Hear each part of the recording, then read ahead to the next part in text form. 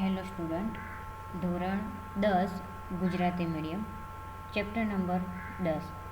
અગાઉના લેક્ચરમાં આપણે વાત કરી હતી કે એક પ્રોગ્રામ કર્યો હતો કે સરફેસ એરિયા ઓફ સ્ફેર આપણે ફાઇન્ડ કરવાનું હતું, કે એક ગોલક હોય, ગોલકની સપાટીનું ક્ષેત્રફળ આપણે શોધવાનું હતું, જે આપણે લાસ્ટ લેક્ચરમાં કર્યું હતું.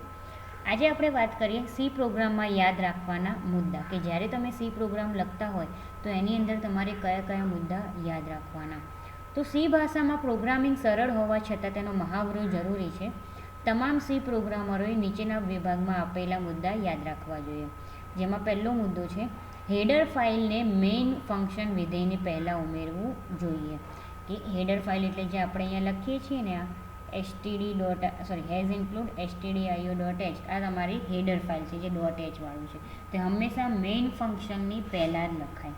બીજું છે, અમલ કરી શકાય તેવા કોઈ પણ સી પ્રોગ્રામમાં હંમેશા મેઇન વિધેય હોય છે. એટલે કે પ્રોગ્રામને જે રન કરવાનો હોય, રન કરવા માટે હંમેશા પ્રોગ્રામની અંદર મેઇન ફંક્શન હોવું જ જોઈએ. મેઇન ફંક્શન ના હોય તો તમારું પ્રોગ્રામ કોઈ કામનું નથી.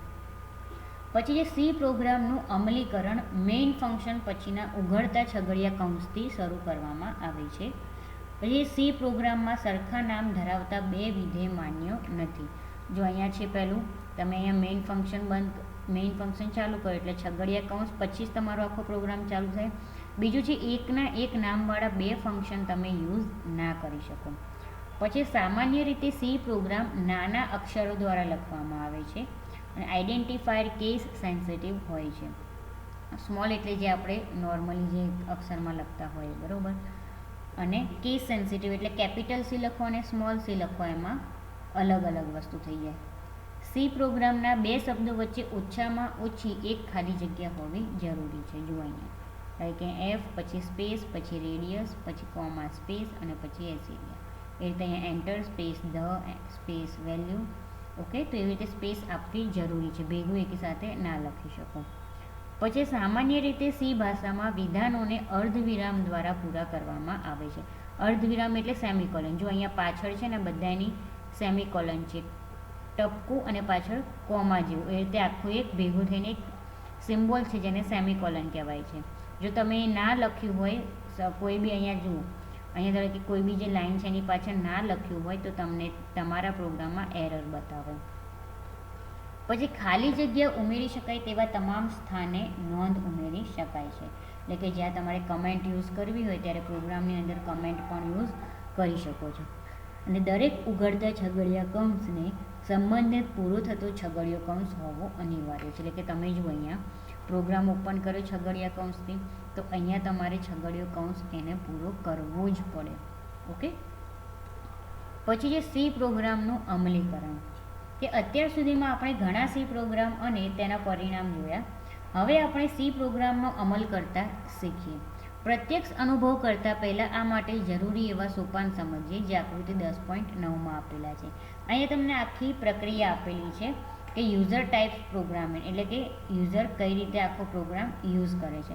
પહેલાં છે એડિટર. એડિટર એટલે તમે જે એડિટરની અંદર પ્રોગ્રામ લખો છો, ધારો કે ગેડિટ ટેક્સ્ટ એડિટર છે, અત્યારે આપણે SCIT ટેક્સ્ટ એડિટર છે, જે ટેક્સ્ટ એડિટર છે એની અંદર આપણે આપણો પ્રોગ્રામ લખીએ છીએ.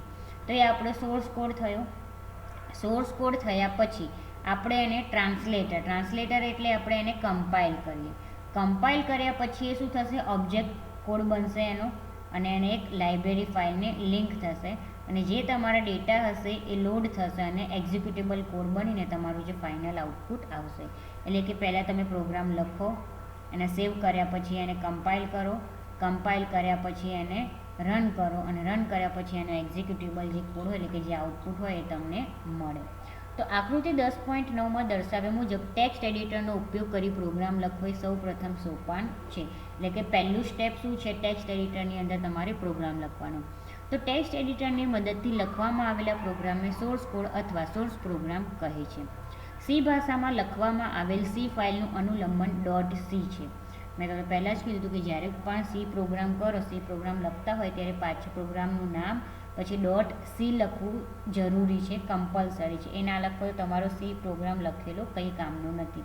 ત્યાર પછી કમ્પાઇલરની મદદથી પ્રોગ્રામને સંકલિત કરવામાં આવે છે. એ કમ્પાઇલર એ એક અનુવાદક છે, જેને ટ્રાન્સલેટર કહેવાય. કે જે સોર્સ પ્રોગ્રામને ઓબ્જેક્ટ કોડ કે ઓબ્જેક્ટ પ્રોગ્રામ નામે ઓળખાતા મશીન ભાષાના કોડમાં રૂપાંતરિત કરે છે, એટલે કે જેને ટ્રાન્સલેટર એટલે કે એને કમ્પાઇલર કહેવાય.